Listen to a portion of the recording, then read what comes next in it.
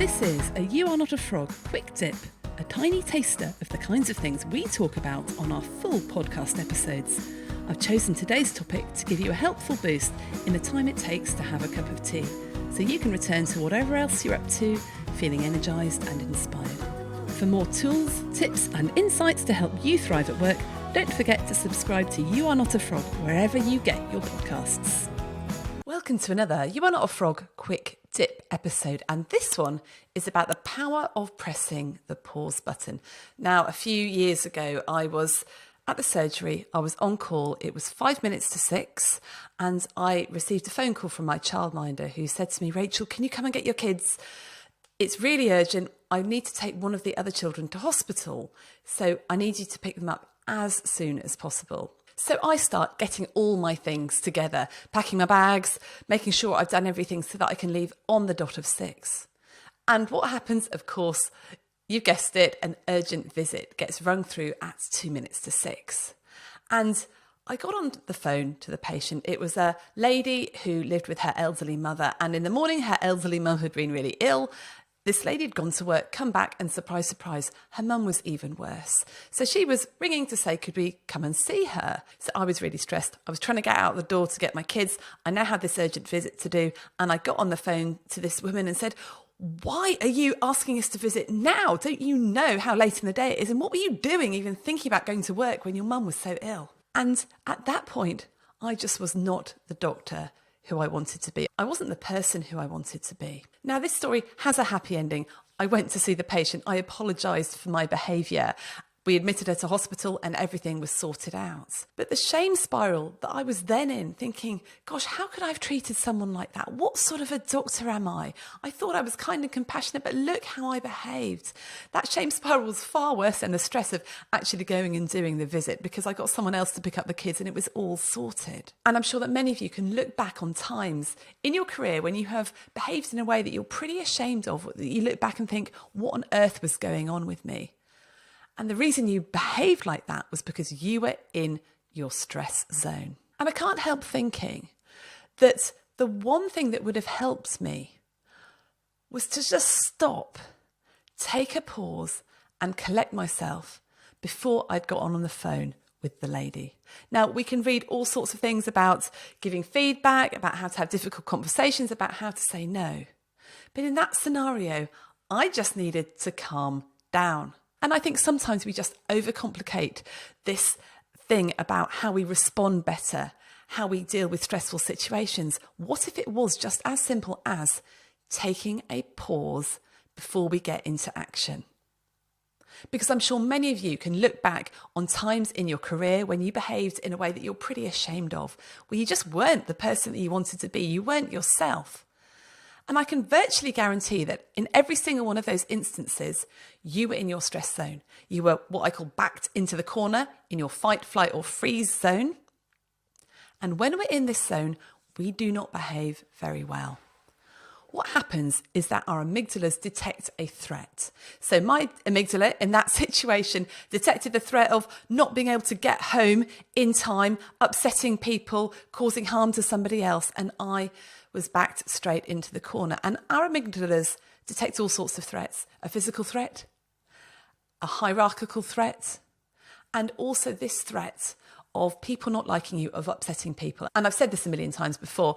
If when we were living in caves, we upset people, we got kicked out of the tribe, we would probably die of exposure, be eaten by a lion or both. So this thing about upsetting people, this is a real existential threat to us. And we respond immediately by going into our stress zones where we are in our sympathetic nervous system. There's lots of adrenaline going around our bodies. And quite literally, the blood is diverted from your brain into your muscles so that you can run away. And when we are in this state, we cannot think very clearly. We can only make very black and white decisions, such as, should I run away from that tiger or not? And we are unable to think creatively and outside of the box, which is exactly what we need to do in quite a few of these difficult, threatening situations that we find ourselves in. It's not really so much about running away from tigers anymore. And the problem is, I think that at the moment, there are an awful lot of things that are triggering us into our stress zone.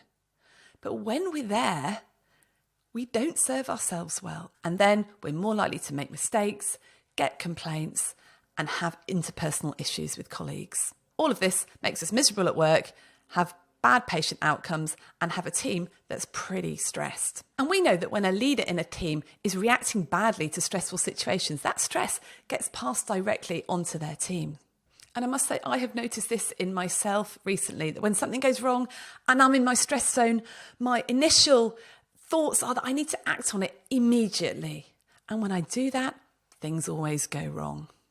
So I'd like to suggest that when you feel yourself entering that stress zone, when you are reacting to something that has just happened, there's a very simple way of dealing with it, and that is to press the pause button.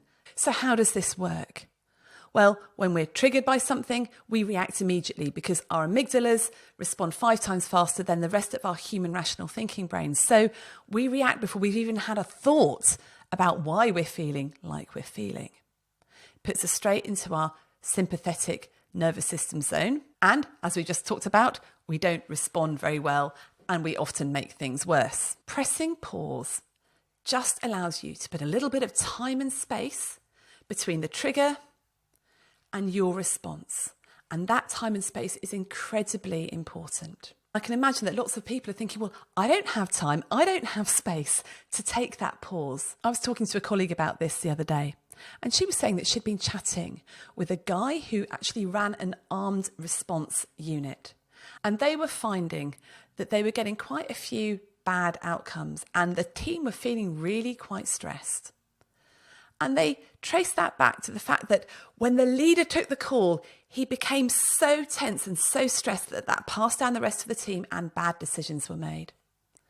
And they made one small, simple change. The leader had been reading about the power of taking a pause, and he printed off a pause button, stuck it on the wall, and when that red phone rang with an emergency coming in, he took 1 or 2 seconds to ground himself and put his hand on that pause button, which was just enough to remind him to stay out of the stress zone and respond as a thinking human being, as opposed to out of fear and stress. And as soon as he started doing that, the outcomes got better, the errors reduced. So it was absolutely transformational for them. So that was only a few seconds pause. Now, in most of our jobs, we can take more than a few seconds pause. Nothing is urgent apart from CPR. You may just need to take a 30-second pause, or if you can, make it a little bit longer.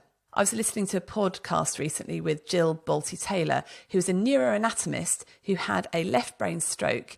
And she's done a TED talk about this, about how she found herself having to be in her right brain and just the experience of that. So do check out that TED talk. And she has done a lot of work on what happens when our amygdala flares up and puts us into our threat system. Of course, the amygdala flares and we get this cascade of neurotransmitters, which then produce emotions, which then produce behaviours.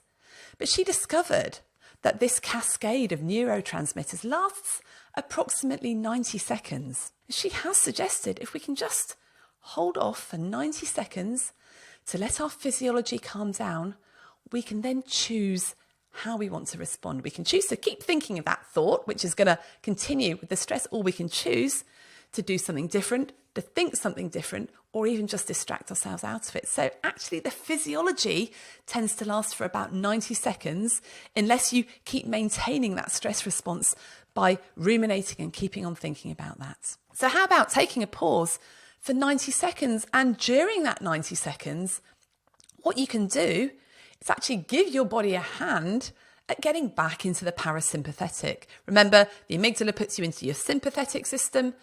If you can get back into your rest and digest parasympathetic system, you will then find that you can think with the rest of your human thinking brain, not your amygdala or your inner chimp, as Dr. Steve Peters calls it. So one very simple way of getting back into your parasympathetic system is to ground yourself, to put both feet on the ground and do some slow breathing. Take some deep breaths in and out. Even just 3 grounded breaths will help you. If you have time, you can do some box breathing, and you can Google box breathing to find out how to do that. So, a couple of options there. You can either quickly just press the pause button and just be aware that you're pressing pause. You could maybe pause for 90 seconds and ground yourself with some box breathing. Or you could do it for a bit longer. I received an email the other day that really put me into the corner. And I know I'm not going to be in a state to properly answer that email for a few days until I've really calmed down about it. I think often we are in the corner, we are in our stress zone about something for longer than we think we are. And there is a danger that if we try and respond too quickly while we are still feeling those emotions and feelings, that we will make things a lot worse. I remember having to go and give some negative feedback to somebody about a teaching session just after I'd been called by the bank to tell me that someone was trying to access my account and steal a lot of money. I was already in my stress system. I thought I was fine. The conversation with the negative feedback about a teaching session, let's just say it didn't go very well.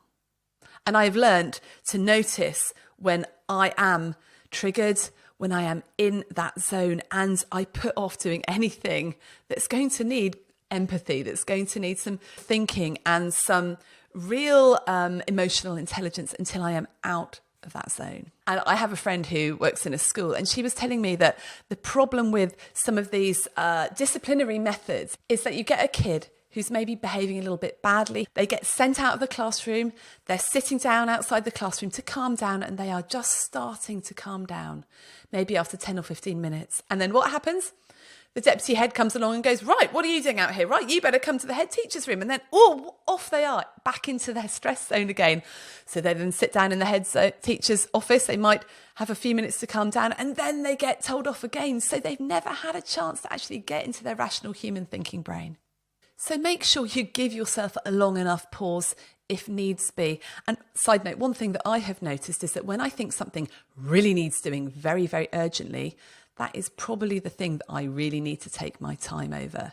So just be aware of that feeling that something must be responded to straight away, because often that is the thing that really you should be stopping, you should be thinking about. So the next thing you can do when you are in that pause is to phone a friend. Get some sense check on this. Say, you know what, I've got this story in my head. This has really triggered me. This has upset me. How does it sound to you? Now, you need a trusted friend and one that's not going to collude with you. Someone that could say, actually, Rachel, I think you're overreacting. I don't think they meant anything by it. I know that I can ask my other half, and he's very good at just bringing me back down to earth and saying, look, no one's going to die right now. This is what you just got to put up with. No, they're not being that unreasonable. I think you are, though. So you need someone who's going to tell you the truth. You can also question yourself, what is the truth here? And if you can't immediately access a friend or a trusted colleague, think, well, what would my best mate, who I really trust their judgment, what would they say? What would they do? It could be someone else, someone that you think is really wise and would know what to do in that situation. So just triangulate.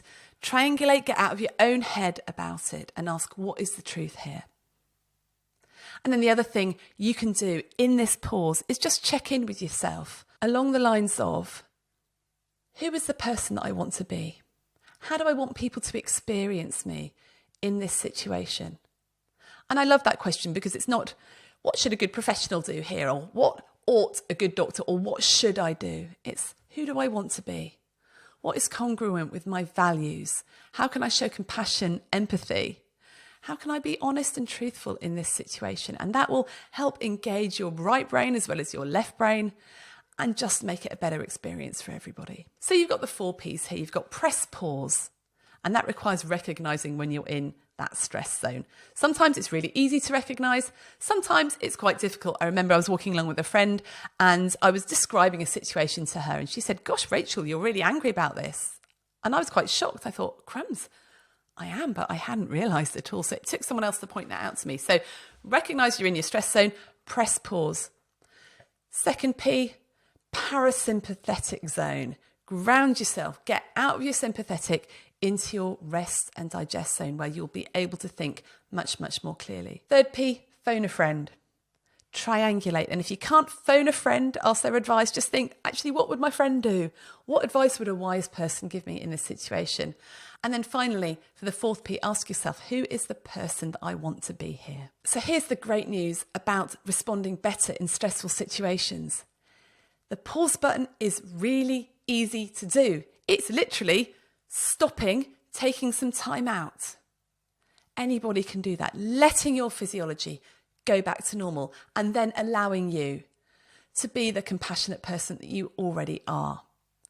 It's not complicated. It doesn't require loads and loads of training. It just requires being aware of it.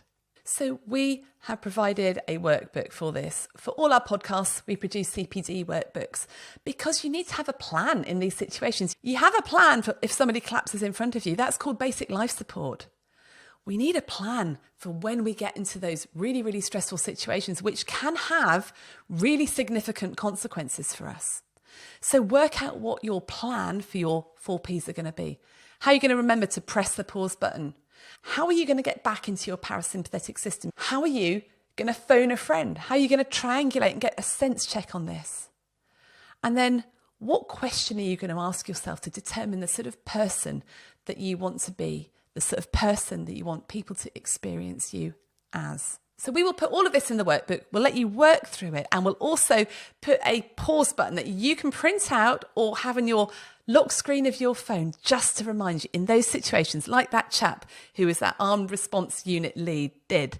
When something stressful happens, you can just press that, take the pause, and I guarantee that's going to save your bacon on more than one occasion. Thanks for listening. Don't forget, we provide a self-coaching CPD workbook for every episode. You can sign up for it via the link in the show notes. And if this episode was helpful, then please share it with a friend. Get in touch with any comments or suggestions at hello@youarnotafrog.com. I love to hear from you. And finally, if you're enjoying the podcast, please rate it and leave a review wherever you're listening. It really helps. Bye for now.